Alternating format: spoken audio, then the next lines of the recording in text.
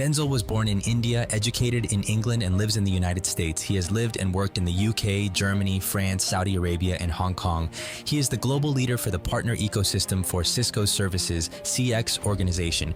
Denzil lives in Florida with his wife, Shari. They have 4 adult children and 2 grandchildren. In 2023, Denzil received the prestigious CRN Channel Chief Award for his significant contributions to global partner programs and strategies while displaying a steadfast commitment to the partner community. He also recently received the 10 Most Inspiring Tech Leaders to Watch in 2023 recognition and a feature story in CXO Inc. magazine. I refuse to stay in a victim mentality. I gotta stand and fight for my honor and my family. That's how I did it, cause you know that's how it had to be. So now I'm slaying dragons and I do it happily. I told him I refuse to be another casualty. I looked inside the dragon's eyes and then I told him casually, hi, I'm a dragon slayer and I got a dragon lair. I'ma go and slay a dragon and I'm gonna dragon here. I don't care, I ain't scared. Look inside my heart and there's a lion there. Conquering my dragons, I ain't fighting fair. Denzil, great to have you here. Great to see you, Dave. This is a lot of fun. I did see that article. That was impressive. Yeah, thank you. Yeah. Thank you. Yeah, came out of the blue, actually. It was unsurprising to see the recognition because you deserve it. So, just a little bit of background. We're on the board of trustees together for Ave Maria University. That's how we got a chance to meet each other. And in a lot of conversations, which mostly are just actually filled with laughter and fun, yes. Not too many serious things. And food. Yeah, and food. But one of the things that's come out of it is your leadership style and the things that you do. And by the way, just frankly speaking, if you're on the board of trustees, you're going to be a giant anyway. You're a person who's making a serious contribution to the world in many different ways. You're influencing a lot of people. But I was kind of fascinated when we were talking one time about a gentleman that you work with currently, I think now, and he might be on your current team, but you started with a past life in a strange way. Yeah. And I want you to tell that story, but what made it kind of stand out for me is that there's a lot of people out there who are eating chips and drinking a beer at 2:00 in the morning while they're watching reruns of Shark Tank. Right. Okay? And they're saying, that was my idea. Yeah. But they never really went anywhere. Yeah. And one of the differences that I've noticed between people like that, who, by the way, should still have hope. I mean, there's a chance. Yeah. Is that they talk about things that people who are really leading significant organizations don't talk about as often. And by the way, you're with Cisco. Yeah. Technology is your thing. But they usually talk about technology or inventions or things like this. Whereas people who really start to lead big organizations see things a little bit differently. And the story that you told kind of stood out. And I think you might have just gotten a text from him or something. And that's what made me stand up. But tell that story of how you met this guy and where he is today. Yeah, it was so funny because we were looking for someone who really understood. I was running a fairly large business at Lucent Technologies back in the heyday when Lucent was the darling of Wall Street. Mm-hmm. And we had a business that was not doing well. And I was looking for someone that could really bring a transformational customer experience to what we were doing. And we tried a couple of leaders in that role and it didn't work out. And one day I'm at a restaurant with my wife, mm-hmm. and this is in Denver, Colorado, and it had been awkward because we were standing in the cold waiting to be led into the restaurant.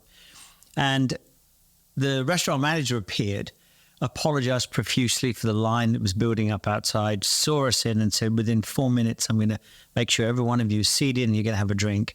We had, unfortunately, our manager for the night was not able to come. He was ill. I got short notice. I'm here, but we'll take care of everything. I thought, wow, we were literally about to leave. Yeah, right. Walk away. He saved the day. And he saved the day. We walked in and sat down and I'm not paying attention to my wife, and I always pay attention to my wife. I'm watching this guy work the floor, work the tables. And I turned to Shari and said, this guy's customer experience is just phenomenal. Yeah. I mean, he's got everyone who we're all getting a bit rough around the edges because they were waiting. We were waiting for a good 20 minutes. He's got them all settled and smiling. He's walking, he's greeted. And then he came to our table. And out of nowhere, I said, hey, have you ever thought about changing career?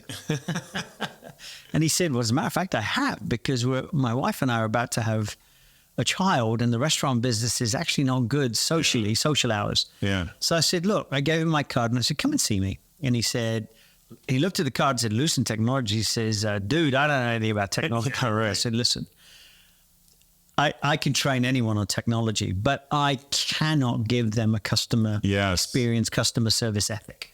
Yeah. And just come and talk to me. So he came into the office a few days later. The hardest part of hiring him, which I eventually did do, the hardest part of hiring him is the team were not on board with it. Yeah. They said, this is a guy, he's not even in our industry. What's he going to do? We've tried 2 people already. This will be another failure. And it was all the naysayers. And I said, look, let's just see, because I do believe this guy's got what it takes. We can train him on the technology. Yeah. He came and joined the team. We ended up working together for several years. He was incredibly successful in that role. He convinced everyone in the team within weeks that he was the right guy for the job. Yeah. Turned the business around for us. And then we kind of lost track of each other. I went off other careers, other corporations, other parts of the world. And recently when I joined Cisco, so I joined Cisco 3 years ago, out of the blue, I get a text from him saying, hey, I just got a new boss, someone you may know. And I said, oh, really? Who's that? And he says, it's me. I just heard you're going to be my new leader in Cisco. That's awesome. Did you know that Leading Giants has over 120 micro-learning modules from 4 to 19 minutes on entrepreneurship, communication, anything to maximize your influence? We are here to help you build the life of your dreams by maximizing your influence, growing a company, leading people at levels you've never led before. If you're in sales, having a greater opportunity for increased closing percentages and larger activity than you've ever had before. It's time now for you to jump in and join Leading Giants. All you have to do is press that button right down there. In order to access this, share with your friends, become a giant. We'll go slay some dragons. So it came full circle. That is full circle. By the way, that second part of that lesson, which is that when you do a good deed, oftentimes it does come back to haunt you in a very good way later on. Yeah. But what I love about that story is that 99 out of 100 people, now probably 999 out of 1,000 people would have sat there at that dinner just thinking to themselves, oh, this is a good experience. Yeah. Not thinking, I can connect these 2 dots. Yes. Right. That I have at Cisco in technology, or no, at Lucent. Lucent, yeah. In technology with this guy in the restaurant business. And you did that. And the other thing too is, and by the way, your team at Lucent, probably super sharp people and great because they were on your team and you were leading them to become giants, and many of them probably did become giants. But for a while there, the distinguishing factor between you and them was that you saw this thing and they didn't. And they were like fixated on the idea that he doesn't have this technical knowledge. Yeah. And you were like, listen, that we can teach, but this part here, this is the thing that matters. So, you know, I talk to a lot of people in leadership that are experienced and do well. And then I talk to people who've never really led much. And the people who haven't led much can be deceived by a lot of concepts like everyone's a leader. Like we don't really need a leader. All of the people running around can be the leader. Yeah. And that's just a way to have, I mean, if you have a 2-headed beast, it's going to rip itself apart, let alone a 900-headed beast. Right. Because there's not going to be an answer there.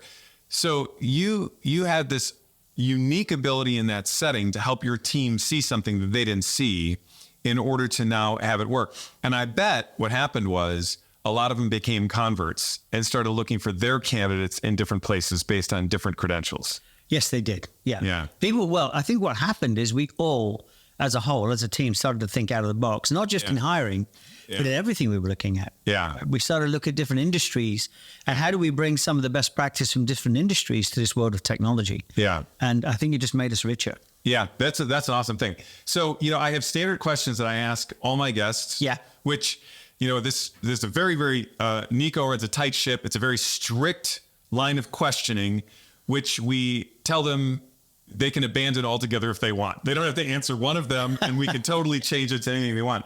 But you were very gracious in going through this.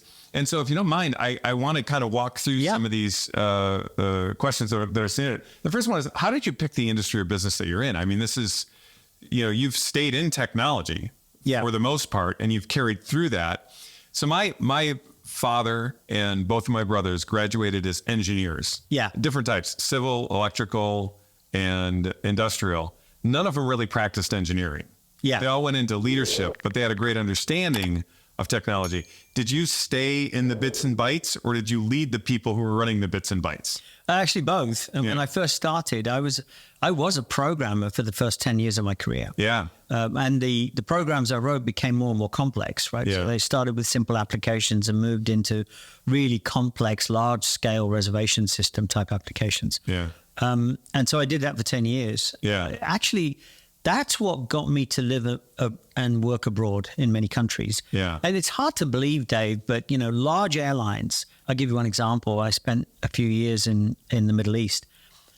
Large airlines, Saudi Arabian Airlines, back in the mid-'80s, they were doing their reservations on paper. Oh, yeah. I believe. Yeah. Yeah. They weren't. It wasn't computerized. Yeah. And if your name wasn't on that sheet of paper when you got to the airport, you didn't board that flight. Yeah. And that's a piece of paper that's It's a underneath piece- yeah. somebody's desk someplace. Correct. It has nothing to do with you as a passenger. And then now add on to that, or layer on to that, the fact there are so many Muhammads Yeah. in the Middle East, Yeah, right? right, So now how are you going to sift through which Muhammad you are, right? I mean, Yeah.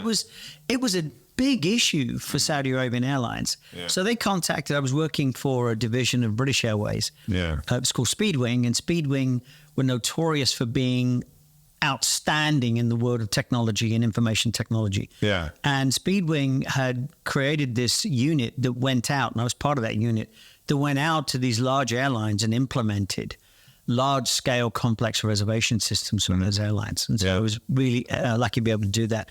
And eventually through that process, over that 10-year period, I then got into management. Okay, great. And so now, because you have that base foundation of understanding that technology, Yeah. even though the technology changes and moves faster, I don't know what it'd be like for you, but if you had to take over somebody's job like that one day, it would probably be shocking. Yeah. But the ability to speak that language and to be able to coordinate and get everybody on the same page, working the same direction, how has that changed? I mean, if you were to say back then when you got up, I always tell people that if you don't know the top 3 responsibilities you have every single day, that if you can accomplish them, at the end of the day, you don't need a supervisor to say, good job.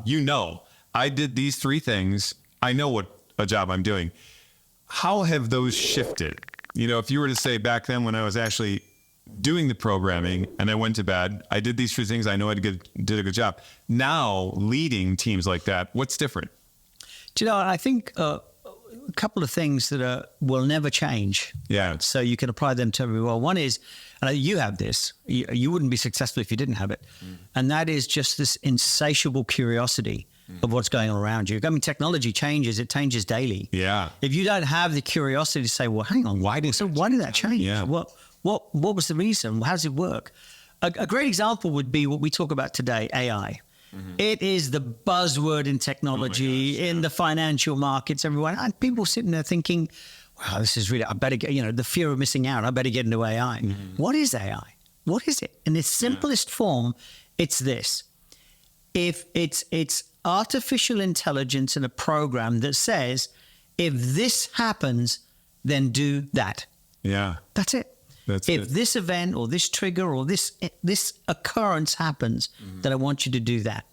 And then generative AI is saying, oh, and by the way, if this is happening a lot and you're seeing that happening a lot, then start to doing that without asking the question, right? So you're generating your own code to start. That's all it is. Yeah. And it's the simplest form. That's all artificial intelligence is. But we make such a big deal about it. But it is a big deal because the way it's being used now could be dangerous. Oh, it could be very dangerous. And so... Hey there, Giant. Dave Duran here, and I want to invite you to subscribe to our brand new e-newsletter where you will get the best of the best tips and insights to unlock the giant in you, build an empire, and slay some dragons. Sign up below. Let's go slay some dragons. And there's 2 things. I want to get to the AI thing again. Yeah. As a brief thought on that. But the curiosity thing is huge.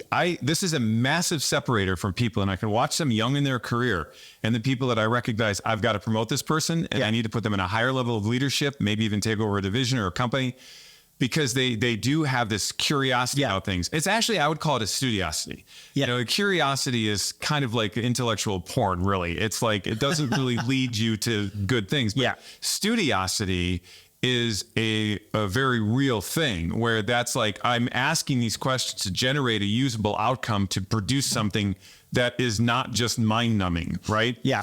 And that's a big deal. But on AI, see, I don't think personally that AI is a strategic advantage anymore. And here's the reason why. Because and you're a technology guy, strategic advantage is tied to having something ahead of time. So we have a technology they don't have, and we're hustling. And because we are hustling, we're ahead of them, and we know they're going to catch up. So we're staying ahead constantly in our technology. Yeah.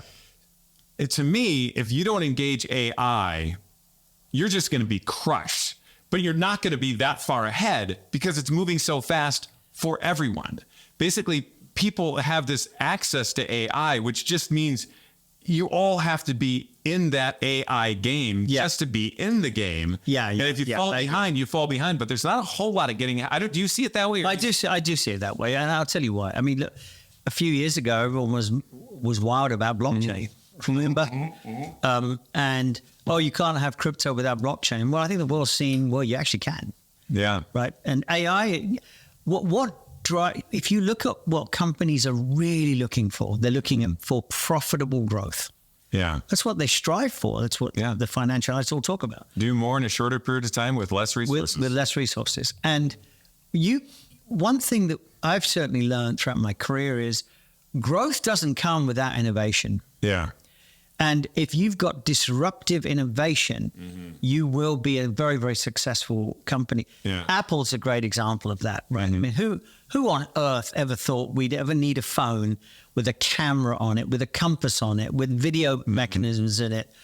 I mean, we never thought of that on a phone. It was with songs. Let alone the idea that everyone else would be providing the applications for it. Yeah. Correct. Yeah. And creating a marketplace around it. That's disruptive innovation. Yeah. Right. That's absolutely. And I think one of the things that I love about what we're doing at Cisco is that we're really trying to go back. We're saying, look, AI is important. Absolutely. We've got to do it. And we've got to look after that technology and make sure it's being used the right way. But that's not who we are. Yeah. We're about disruptive innovation that will change the planet for the better. Yeah. Right. That and when you think about it that way, AI is just a tool that gets you there. Yeah. Right. And there's an interesting thing too, in that all things being equal, and it won't be equal. I mean, there's going to be some sort of innovative something or other that's a little ahead of the curve. But because it learns on its own, that's one of the reasons that it's super hard to stay ahead of somebody else. Right. I mean, there's the access, the universal access to AI is the thing that's mostly for me blown me away. Yeah. Is like, it's hard to get out there. But all things being equal, it has to interface with people at some point. Yes. And there's a lot of people even in hiring right now that are using tons of AI. And I think actually to a really smart degree, where you're using facial expression, you're, calculating answers, key use of words in order to determine a person's temperament or the way they react to a certain setting. But there is a danger in that no human being is ever going to go home and say, honey, you know what was great? The person who leads me is a computer, and I just have fallen in love. And the artificial technology makes me feel so warm. And at the end of the day, I can completely trust it with my own interests in mind. So the colder people are in that initial interaction, the more they set the foundation for what the culture is going to actually be. Yeah. And the more they actually kind of self-admit that they're subordinate to a machine. Yeah. And I think that that's kind of a problematic thing. How do you see that? Do you remember John Nesbitt? He wrote a book called High Tech, High Touch years ago. He was like a futurist. Anyway, he really talked about the greater the technology, the greater the desire for human interaction is going to be. How do you see all that with what's going on at Cisco in particular and the other organizations you serve? Yeah, I mean, I do believe that the more you leverage technology, the more you can get people to do much more interesting work than they were doing before. You just used the example. I mean, before some of this AI, these HR recruiters or talent acquisition leaders were plowing through hundreds and hundreds of emails, scanning words. Well, it actually has made their job more interesting, right? So I do believe technology can be used for the better. But I want to get back to AI for a second because, when you're teaching, children learn. Yeah. Children learn and they learn fast. Yeah, they do. The question is, are you teaching them the right things to learn? AI, a generative AI will learn. The question is, are you teaching it the right things? Because it knows how to lie now. Because it can. We saw that. What was that study? It was a gaming, Gaming. and it was pretty surprising. We actually did a little program on that. But that was a shocking thing. Yes. To see that because as soon as it knows how to lie, it's going to be better than most people. Yes. Yeah. And that's going to be a curious thing. Well, Skynet, right? Terminator. Yeah. The Terminator movie, Skynet. There's a great example. Not actually beyond the realms of No, it's not. possibility. It's becoming way more real than I think most people would have imagined back when the movie came out. Yes. itself. Yeah. But, Exactly. Okay, so let's move into the high touch side a little bit more here. Okay. So there's a segment we have called "If I'd Have Known Then, Yeah. What I Know Now."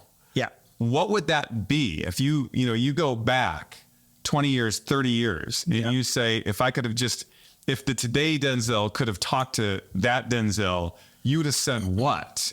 And what would have that done to accelerate your career? One of the things that I always, one of the great lessons learned, Dave, is that when you've got a problem, especially in the form of a person, take care of it immediately. Yeah. It never goes away, especially when it comes to behavior of an individual. I had one individual whose behavior was bad. He was undermining people in the team. The morale had dropped. There was low trust, but he was an outstanding performer. Mm-hmm. So he crushed his numbers on a monthly, weekly basis. And so I was struggling with this. I was saying, I've got a great performer here. I mean, my numbers could go down. I like the guy personally, but I can see the impact he's having on this team. Mm-hmm. And I think the lesson learned for me is that I waited way too long to eventually take care of that issue. And I took care of it in the end. I had to fire him. Yeah, right. I tried to coach him. But it's tough to change an in-grade behavior. It is. It's really tough. And I think when you spot that early, take care of it straight away. Yeah. Right? It's different from skills. You can train people, but when you've got someone who just has a bad attitude and has a bad behavior, I don't know. Honestly, I don't know how long it's going to take to change. They generally don't.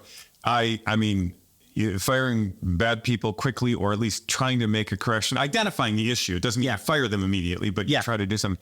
I have a chapter of this in my upcoming book, actually, and it's how to identify the cancer in an organization. Yeah. And I always remind people that your culture can erode 1% a day. Yes. And it only takes 100 days for a great culture to go bad. Yeah. And those people, I don't know if it was the case for him, but a lot of people who are listening or watching right now are saying, oh, Denzil went through that? And Dave is saying he went through that? Yeah, we all go through it as leaders. Yeah.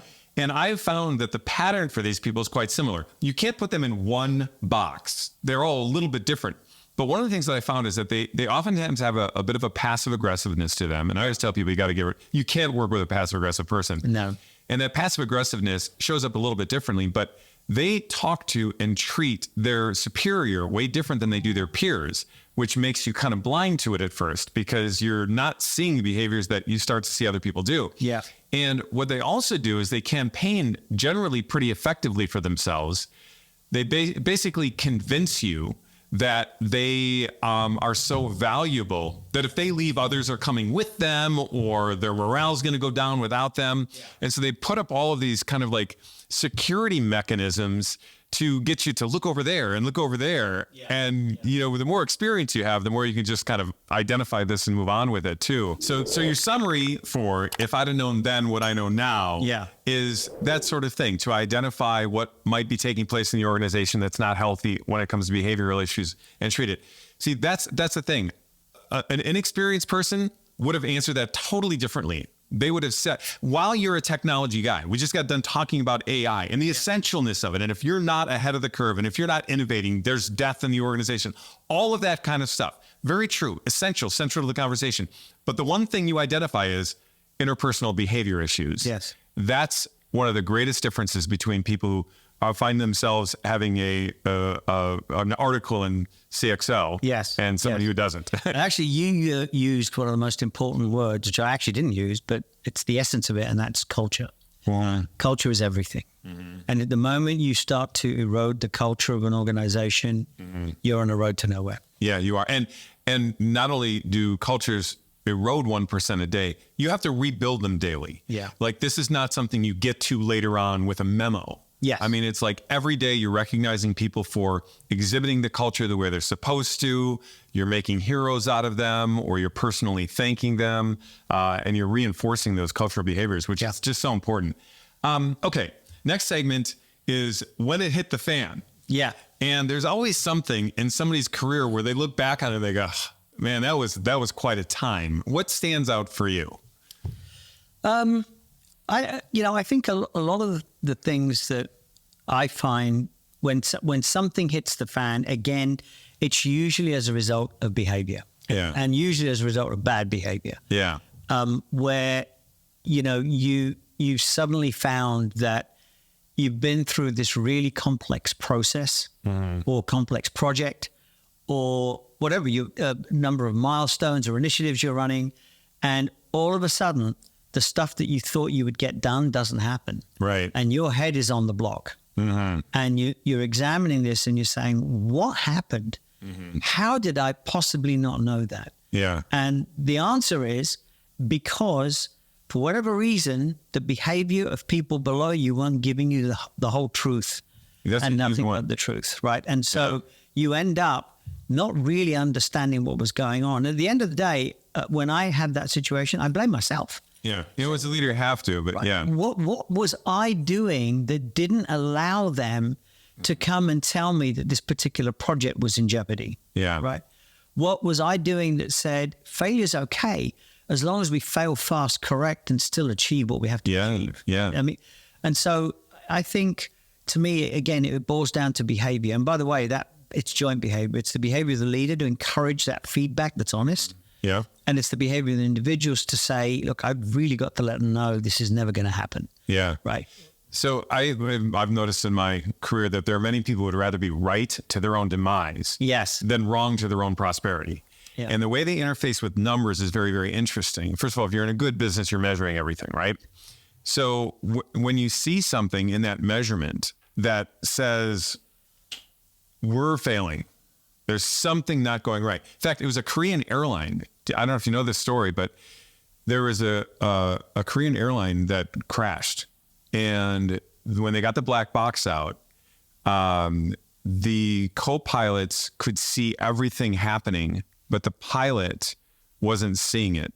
And they could have stopped it. The co-pilots could have said, everything is awry. Our avionics are off. We got to make a change. But the Korean culture is one of such respect for authority that they didn't say anything to their death. Oh my God. And that entirely changed the way they went through their safety training. Yeah. That anybody who sees something that could cause harm has now the full authority to take control over the circumstance and not to be subordinate to the captain, which is an interesting thing. Just as a pilot myself, I'm not an airline pilot, but as a private pilot, when you are the captain, you are the captain. You have authority over what you're doing. But if you've got a co-pilot in there and they see something, they absolutely have to speak up because that's the thing that matters the most. Yes. So when you see this in the workplace and you see these numbers and something's going wrong and somebody is not reacting to it, your insight about the human behavior is the key thing. It's human nature to say, I'm protecting myself now because I hold some culpability in why that number isn't happening. So I can either accept that embarrassment now and go to Denzil and tell him that I see it. Yeah. Or I can kick that embarrassment down the road and then later just figure out how I'm going to handle it because I'm afraid. Giants, we need your help with something. The world desperately needs more giants like you. Head over to Apple Podcasts and give this podcast a 5-star rating so we can build an army of giants and go slay dragons together. And then you keyed into something too, which is the leader has a certain responsibility to build a culture which allows for that person to be unafraid of addressing it. What are any particular stories that come to mind? There is a great story that comes to mind. So I was on a really big project. I was, this was again, a while ago. I was living in Miami and we were moving, you probably remember Eastern Airways. Oh yeah. Right. Yeah. So Eastern Airways, before it went out of business, they sold their entire computer infrastructure, data center software to a company that was a startup still called Amadeus. and I was working for Amadeus. I was actually the head of systems for Amadeus, and my job was to move this data center and all its software from Miami to Erding, Germany, just outside of Munich. Mm-hmm. And the project had probably 30 to 40 different nationalities in different languages. But they all came together because they had one skill, and that was something called the transaction processing facility. It's a complex system algorithm that was invented, originally called the airline control program. But anyway, we had all these people under one organization doing different things, from applications to systems to networks to data center to disks. And this project was highly complex, and I could not understand if people were lying to me, or if we were on track, or if we were going to hit. We had 2 years to get it done. Yeah. But instinct told me not all was well. Yeah. But I didn't know where the issues were. Yeah. So this is gonna amuse you. Yeah, right. The way I fixed that is I created a Friday afternoon happy hour at a place called El Dorito. Was there whiskey? Well, there were margaritas. Okay, margaritas. So Margaritas and cerveza. Yeah. But when we got all of these people together, and there were some 90 people, maybe slightly more, together at a happy hour on a Friday, and they got to know each other, and they started to have some drinks together. We hung out. People started to tell me everything. Yes. That's going on. Yes. Everything. Great. And we were able to make course corrections and hit the 2 years. There you go. Yeah. So, again, because you have silos, and you've got turf wars, and all these different types of things that happen. yeah, There's- functional silos. Then you had national silos. You had language silos, right? And you've got one complex program that's been trying to get implemented. And so we broke down the barriers through alcohol. Does it do that? Wow, I had no idea that. Maybe it did not. that. Maybe that's not the No, not. I mean, maybe that's not the takeaway. But hey, listen. Whether it's having a few beers, or it's having some margaritas, or just breaking bread. Yeah. When you move outside of that normal setting, and it just says, "Oh, okay, you know what?" Because I think what happens is they now see Denzil as a person more than just the guy leading this large organization, or the guy who's going to identify the problems. It's just it's that human nature. The takeaway should be you create an environment where people could be open to be honest. Yeah. Right. And really let you know what's going on. Yeah. And if you do that as a leader, you always be successful. Yeah. I mean, there's a certain amount of vulnerability. And I think what happens too, you know this, you cannot get what you don't have.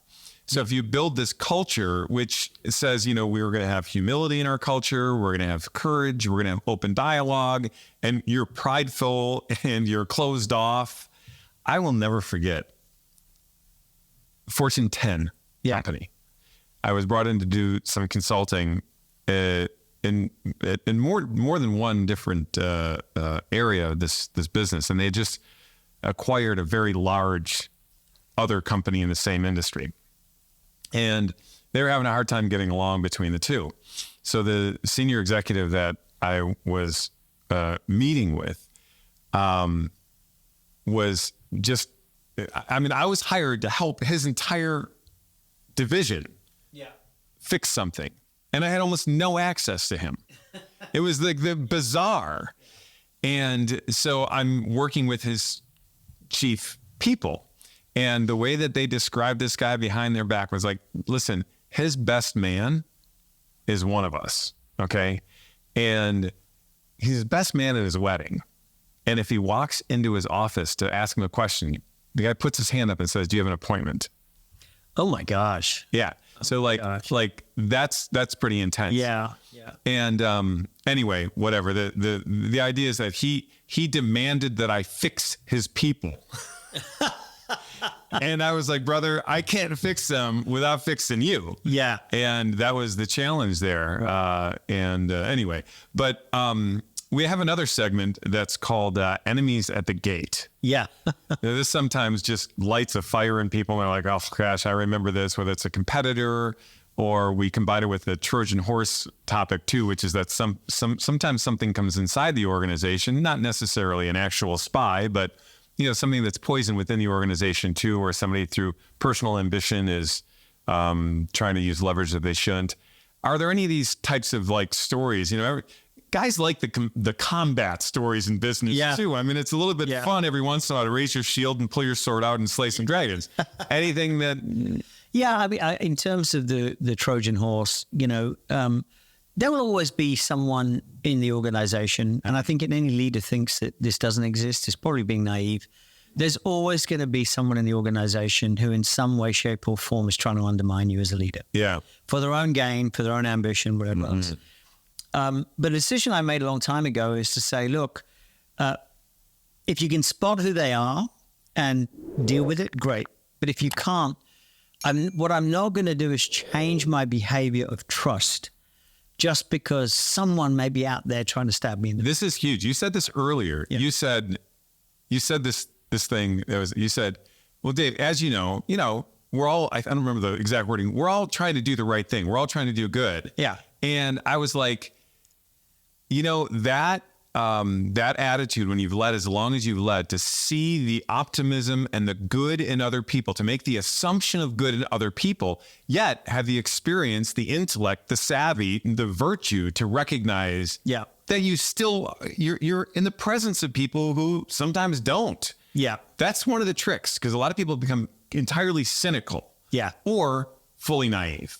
Right. And that balance is what you're talking about. Correct. Yeah. Correct. I mean, if I were to then start treating people with suspicion, I'm not giving them trust. The best way, by the way, to earn trust is to give it. I knew you were going to say that. Yeah. It's like somebody's got to go first. So I'll do it. You know what happens? You go first, and the other person goes, Denzil's a good guy. Yeah. He's got good judgment. Yeah. So exactly. He's got to be good. There was when I first joined Salesforce, I joined a team that was pretty dysfunctional and had been together for a few years and done nothing, right? Yeah. The Salesforce as a company is a wildly successful company. This particular division really hadn't done much. And so I got the whole leadership team together. We were at Half Moon Bay out in just outside San Francisco. And we were sitting around a fire pit overlooking the Pacific Ocean, and everyone had a glass of wine. And we had a good day, a lot of good dialogue. We were tackling some core issues. And during the course of the 2 days we were there, every single member of that team had complained to me about someone else in the team. Oh, wow. And so I used that setting. Glass of wine, overlooking the Pacific, sitting by a fire pit, Half Moon Bay, beautiful. And I said, hey, have you all had a good time? And they all said, yes. And of course, everyone was trying to suck up to the new boss. Yeah, right. Everyone. Right. So I said, okay. So I said, I'm not going to name names, but person A came and threw person B under the bus. Person B threw person C under the bus. Person D threw A, B, C, and E under the bus. And I said, every single one of you have complained about your peers. And we wonder why this team is dysfunctional.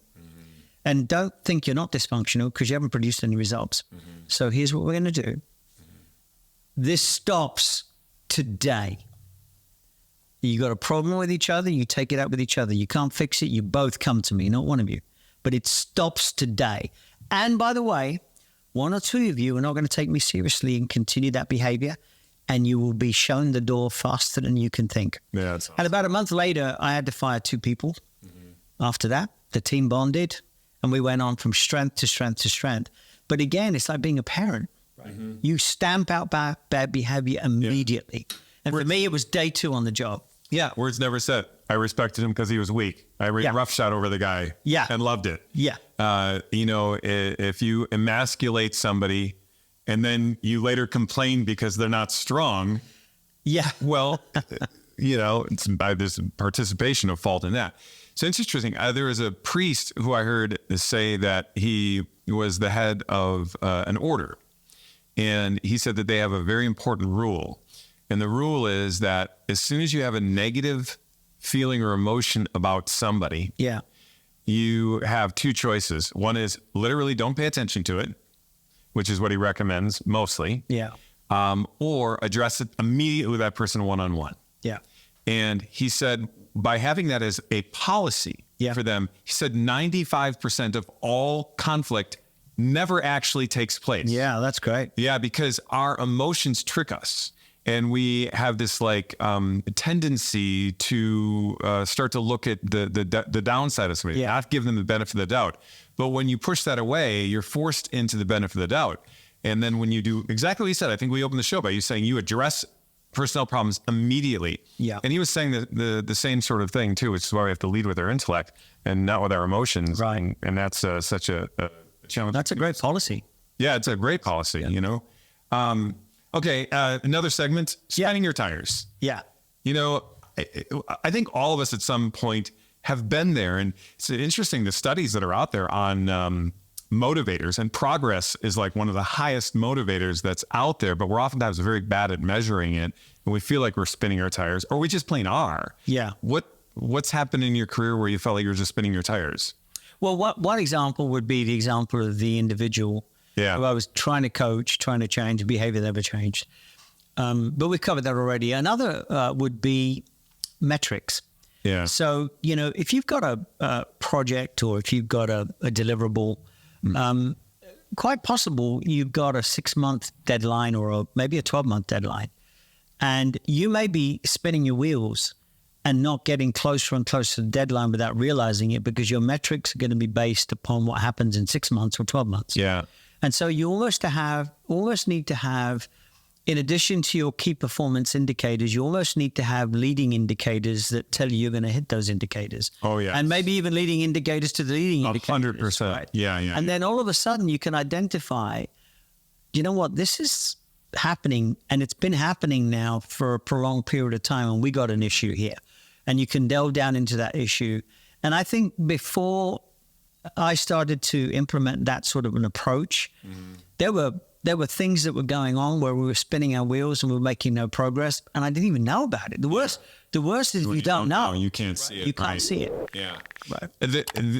By the way, every one of these, there's not a topic that we've been on that doesn't work for a leader in any organization. If it's a Fortune 100 company, but what you're saying here is so apropos to a brand new entrepreneur, because the advantage that somebody has in a larger organization is someone there knows this. Someone there knows you need to measure it. And at some point, somebody's going to step in and say, wait, what's happening here? But that entrepreneur, especially when they're the solopreneur before they've actually advanced with anybody else. I remember a couple of companies that I started just being overwhelmed with the idea that if I don't do something today, the needle doesn't move. Like, nobody else is going to do it. I have to do this. And if I take today to develop a new logo and buy a new chair and, check my LinkedIn page, okay, that the business is going to be no further than it was. Yeah. And my competitors are. And if I can do more by noon than they do today, then I'm going to be twice as ahead of them, and so on and so forth. And that basically, if you have this goal of, just use a simple thing, you're in sales, you want to sell $1 million. Okay. Well, what time does that take? How many calls? Yeah. How many appointments based on what closing percentage over what period of time to generate that result? Yes. And did you take 365 days, put whatever days of work are in there, and use whatever percentage of that effort today like you're supposed to? Because if you didn't now, you've compounded the effect. Yeah. And whatever percentage you didn't do yesterday now goes into the rest of the formula, and you have to increase that. And this is the difference between goal setters and goal guessers. Like, if you're gonna get out 100 Christmas cards, it's December 1st, and you're gonna get them out by December 10th. It's easy. You do 10 a day. Yeah. Now, if it's December 5th and you've got none out, the goal guesser readjusts their goal, which means they never really were committed to it. Right. The goal setter says, I'm kicking out 20 now. And if it's the 9th and they have 0, they're doing 100 that day. Yeah. And that's how you know going into it that they're actually fully committed to this sort of thing. So that metrics thing is an important one. Yeah, to just punctuate that last point you made, Dave, a lot of people, when they're setting those metrics, are setting metrics that are based on activity as opposed to metrics that are based on outcomes. Yeah. And if you're not doing it on outcomes and achievements, you're getting nowhere closer to your goal. No. And it's amazing to me how when I ask, and what I do on a weekly basis is I check in with my team on a weekly basis and say, hey, what worked, what didn't work, what goal did you set yourself, and did you achieve it? Yeah. by the way, is that goal an outcome-based goal? And it's just amazing that even senior leaders in organizations, Oh yeah, they miss it. they miss it. They miss. And it's shocking to Yeah. another senior. They're like, wow. I mean, I remember being shocked by just seeing people that have certain letters after their names. But, it's interesting because there's a relationship between outcomes and the activity. Yeah. In that if it takes 10 times to hit the nail for it to be pounded in, Yeah. the outcome is the nail is pounded in. Right. And you go, okay, so we're going to measure things based on the outcome. And yet it takes, 1 hour to do 1 pound, and you have 8 hours to do it. And it takes 10 times for it to go in. And they're like, yeah, we're going to do 1 a day. Okay, but the activity to produce that outcome doesn't work. So you either now need to do it in 8 pounds, Yeah. or you need to move that into a day and a quarter. Right. And a lot of people, they miss those relationships on how that outcome is the most important thing. Why? Because that is what increases the efficiencies to generate the outcome. Yeah. And That's exactly right. yeah, you see people miss that. This is great stuff, Denzil. So distinguishing yourself and distinguishing the way you go through, people now talk this about personal branding. It's just, it's just different language. And I actually, I'm sometimes critical of some of the things that people say like that, but there's a real thing to the personal brand. Yeah. We used to call it, basically protecting your name. And what does your name actually mean? And branding, for a product is that emotional connection that we have to something once it's readily identifiable. Yeah. And that's actually a pretty good way of looking at the personal brand. How would you say that you have distinguished yourself in your career? Or are there distinguishing things of the companies and products that you've had? Like what stands out? Because people fail to realize that, if you just make a product like everybody else's and sell it in the same fashion, there's no reason for somebody to go to you. Yeah. Personally, corporately, talk about this. I'll talk about it by giving you an example. I worked for a large multinational organization, and I was sent to the Middle East and Africa to live in. Any languages you speak? I really only speak 2. You speak two. Yeah. That's all. Yeah. English and broken French. So, Yes. Yeah. I did try Arabic because this particular example, I had to learn basic Arabic, but it was a long time ago. Yeah. And I was thrown into the Middle East in Saudi Arabia, Kingdom of Saudi Arabia, really tough place to live, especially if you're single, right? And it was at the time. And the opportunity we had was to try and dislodge an incumbent in that industry. And the way we went about it, one of the things I noticed when I started to talk to the prospects, who were already, by the way, had already signed contracts and deals with the competitor, is that the competitor hadn't really valued what was going on in the Middle East and Africa. They didn't really understand the nature of, and this again, the travel industry. And I was talking about, the Mohammeds, so many Mohammeds, and you go into and you needed a computer system. Well, I've been very blessed in that I was one of the people that actually built the original computer system for Saudi Arabian Airlines. So I had an unfair advantage over the competitor because I understood the technology that was working. But I'll give you one simple example to make the point. If you book a flight with Saudi Arabian Airlines, even today, and 48 hours before you are due to take off, to board that flight and take off, if you do not reconfirm the booking automatically gets canceled. Wow. Today they're doing this? Today. It still happens today. Wow. And so if you're a travel distribution company, you need to know that because you're making these bookings on behalf of the airline. But if your system isn't going back and saying, 48 hours, did we get a yes? Did we get a no? Did we get a reconfirm? Let's send a trigger message out. Let's send a text. Let's contact the person. Let's have a travel agent call them. If your software is not doing that, you ultimately will fail because the individual airline systems are doing that. But they want you to mimic everything that they've got. Yeah. Well, that was just one difference between the incumbent and what we were trying to do. But we knew that in order to do that, it would take 2 to 3 years. So it's not something we would get overnight. Yeah. And we stuck to our guns. The second thing is we had to embrace the culture of the country. And when you are working in a country where people get down on their knees and pray 5 times a day, they take that culture and their religion and the Quran very, very seriously. Very serious. And if you are not taking that seriously, you have no place trying to do business in that country. Yeah. And this American competitor was not taking that seriously. And we did. Yeah. And so we said, you know what? We're going to be respectful. There will never be a meeting that occurs during prayer time. Number one. Yeah. Simple little action. Yes. Number two, everything we do will be translated in Arabic. Yeah. We will hire Arabic-speaking trainers to train them on the product. Wow. We will write requirements based upon what we know needs to happen in the Middle East, not a generic product that was written and delivered in America. And ultimately, we won. Ultimately, beat the competitor, took market share. Do you know what's crazy about that story? Yeah. Is first of all, that is like C-suite level brilliance that everyone should have known in kindergarten. Yeah. But it really is that. Like, in other words, it is that brilliant of a thing that is just so obvious. Respect people, speak their language. I mean, that's a metaphor, speak their language. But in this circumstance, it was actually literal. Literally. Yeah. And to understand their culture. Understand the culture. And I think this is one of the problems that people have is that people really don't get understanding. Yeah. Understanding isn't agreeing. Yeah. Understanding is more or less a certain amount of respect. I mean, we would call it as Catholics a gift of the Holy Spirit. Yes. I always find it funny when somebody goes, I'm a dedicated Catholic. I don't understand. Well, okay. Yeah. I'll let you work that out, you know. But here's something, going back to the competitors for a second there. Yeah. This is something that every leader will understand because they're facing it. Your competitor now is in panic mode because you're suddenly taking market share. So what do? They offer the product for free.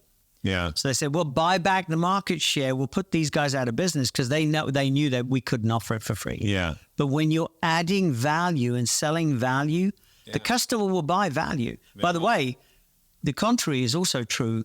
When someone gets something for free, they don't value it as much. Not at all. So we stuck to our guns. We didn't offer the discounts. We definitely did not offer it free. We kept going back to the value. Yeah. We kept going back to the culture. And ultimately, we won. See, that's such a huge thing. You know, one of the things that I've seen before is when somebody is like a less experienced salesperson, but they have a certain amount of authority over discounting. Yeah. Okay. Yeah. And they say the price is X, and the customer flinches. So they immediately go, I mean, it's Y. Yeah. They take it down. Okay. Even if they make, first of all, that customer, generally their justice flag goes up. Like, were you trying to rip me off before? I mean, like, I don't trust you. Yeah. I think you did something for me, but now I actually don't trust you. Now I don't trust you. And how low can this go? Yes. But the second side of it is that I have found that when that takes place, now, if there's an equal exchange, well, we could go to Y, but in exchange for this, then you're fine. Yeah. Because you didn't give them something for nothing. You gave that up for something in the negotiation, which makes sense. A longer term agreement, whatever it might be. But what I found is that when it's like X to Y without anything in exchange, these are the hardest customers to keep happy. Correct. Once you're in the relationship with them, they're not easy to deal with. And they oftentimes don't renew, even though all of the metrics which said they should be satisfied were met. Yes. It's like an internal grade versus an external experience. Correct. Yeah, that's a really good point you made. One of the sections we have is keys to longevity. Yeah. You know, there's a lot of one-hit wonders out there. Now I call these people giants because as I've just seen throughout my career, they just stand head and shoulders above other people. I used to call them legacy achievers, same sort of thing. They're people that get more done in a shorter period of time with what seems to be less effort than other people. Yeah. And they're the antithesis of a one-hit wonder. Right. And, you would never walk around saying, I'm a giant. I'm a legacy achiever. Yeah. No actual giant or legacy achiever. I guess that runs a little bit challenging here with the show. We have leading giants, right? So it almost sounds a little self-congratulatory, but the fact is that, no real giant would ever like self-proclaim this, but they would know. They would like understand that they've got something going on. The reason they wouldn't self-proclaim it is that I always tell people, if you use a mirror for your windshield, you're going to crash. Yeah. You can't focus on yourself and see where you're going. But to have the rear view mirror to check the broccoli in your teeth every once in a while, that's about the right proportion of paying attention to yourself to others. Yeah. But to have longevity, to do the things that you've done, you probably can go back and say, hey, when I was a young man, there were some contemporaries that I had, and they only made it this far or didn't go anywhere. Yeah. And now it thins out when you get to where you are. What were the keys to your longevity, and even the keys to longevity you've seen in others? Yeah, I think, well, actually, I would tell you one individual that I really admired, and at some level probably influenced me very early in my career, in my early 20s. Back then, I was working for British Airways, I mentioned, in a technology role. The chief executive officer of British Airways was a guy called Colin Marshall. He then became Sir Colin Marshall under Margaret Thatcher, and then eventually became Lord Marshall. British Airways was so bad in those days that BA stood for bloody awful. Okay. Right? It was a joke. It was a joke. Yeah, right. They were the worst in terms of, it was a government run before it became national. Wait, a government-run institution didn't go well? I'm shocked. And Thatcher came in, and Thatcher said, okay, we're going to make this a private company. Yeah. And then eventually it became a publicly traded company. It was appalling in terms of safety, appalling in terms of punctuality, I mean, the profits, everything. And in 3 years, they became the #1 airline in the world. They were the most profitable airline in the world. They were the best in punctuality. What's the years here? What were we talking about? It would have been 1980 to 1983, 84. Wow. And if you go back to those dates and look at British Airways, they were #1 profitable airline in the world, #1 in punctuality, #1 in safety, everything. And he turned around in 3 years. We had 65,000 people around the world. And the approach he took, first and foremost, he was a very humble man, right? So it was very servant leadership. But he brought us all together in groups of 200 people. And it wasn't rah-rah speeches or any of that. But I remember sitting there. And so I'm sitting... And he would come to these. And he would come to these. So he's got 65,000 people under his care. Yes. And he's speaking to groups of 200. He's present. I've always thought there's the show Undercover CEO. Yeah. And how... First of all, I get it. I get how organizations can be so big that you can do this undercover CEO thing. I don't know. Did you ever see the one on Saturday Night Live with Kylo Ren? No. It was hilarious. You know who Kylo Ren is from Star Wars. He's like the Darth Vader image guy. He goes undercover with his team. It's hilarious. You got to watch it on YouTube. Yeah, I recommend it. But anyway, I always thought that I think the failure of Undercover CEO is that the CEO is so hidden from people on a regular basis that he can easily or she can easily go undercover. Yeah. Now, again, I'm not making a full judgment of that. I get it, the size of organizations, and also some of the cover they did was pretty good. So I'm not actually making that judgment. But I think really most CEOs, including the undercover CEO people, would admit once they're off the show that understanding of what's really taking place at those levels in those smaller groups is essential for really getting the culture. It absolutely essential. Yeah. And actually, that's exactly what he did. Without realizing it, well, we didn't realize it. He knew exactly what he was doing. He rebuilt the culture of the airline. Yeah. And it was a 2-day program. Think about it. You've got 65,000 people all over the world, but you're an airline. So flying them into Concord, into our Concord Center headquarters, was not actually too difficult for an airline. Especially if you spread it over 3 years. Yeah, right. And I'm sitting next to a baggage handler and the station manager, Thailand, and a pilot, and we're all hearing the same thing together. Yeah, right on. And the first day was all about hearing from the customer. And so you had a businessman, a Dutch businessman, gets up and he says, "British Airways, let me tell you something. I hate you and I will never fly you again. And let me tell you why." And by the way, invited there to speak poorly about the organization by the CEO. By the CEO. That is bold and awesome. But absolutely. And he said, "Let me tell you why I hate you. Because when I go on business in Europe, starting from Amsterdam, I need you to be on time so I can make my connections, because I'm going to hit 3 different countries in the same day. Yeah. And if you screw up one connection, you screw up the whole thing. Yeah. And then you had a mother come on and say, "I hate you because you have absolutely no tolerance for women with babies." Oh. And then you had someone else come on. And so here we are, just thinking, bludgeoned. We're being bludgeoned. Right. We're bludgeoned. But we hear. And at the end of the day, we have to come up with constructive ways and different on how we can change things, ideas. And then the second day, we had a guy from IT talking about what happens in this world of IT, what happens in route licensing, what happens in customer service, what happens in agencies, what happens as a pilot, and so you understand the functions of the whole organization. By day 3, you had a better understanding of the organization, how it functioned, and what the customers want. And also the personal network you've now got, being in a room with a pilot and, baggage handler or a station manager, Thailand.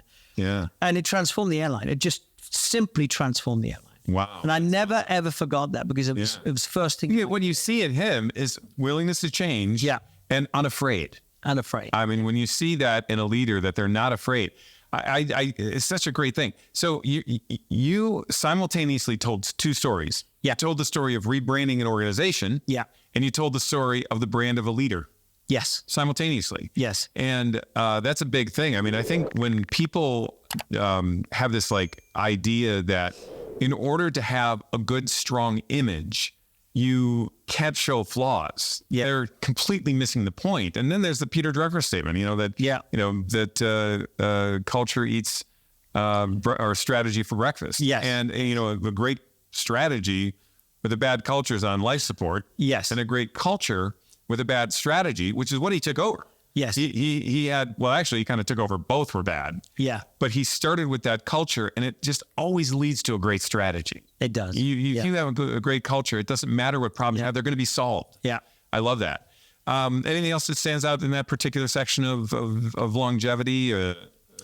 No, I mean, I think every leader, and I would encourage every leader that's listening to the show, you're a leader because you've got there from whatever you've done in your past. You have an opinion. You have philosophies. You have beliefs. You got to bring them to the table. Yeah. Right? Don't leave them outside, because that's what made you a leader. Yeah. That's what makes you successful. You got to bring your personal belief. And by the way, do you know what? Your employees want to know that. Yeah. They want to know what you're thinking, what your beliefs are. They want to know your opinion. They want to know your philosophy. Yeah. When you go to the doctor and the doctor's like, what do you think's wrong with you? You're like, well, that's why I'm here. I would like you to tell me. I want you to tell me, right? Yeah. Yeah. And so, I don't be scared of that. Yeah. Don't be scared of that. And especially for you and I, as guys of faith. Mm-hmm. Yeah, that's a big thing. And, one of the things that I find too is that the time that you go into that meeting and you now have a false approach to humility. Yes. Right? Which is to say, well, I'll just sit back. I have an opinion about this, but I'll just sit back. Yeah. I'm not going to say anything.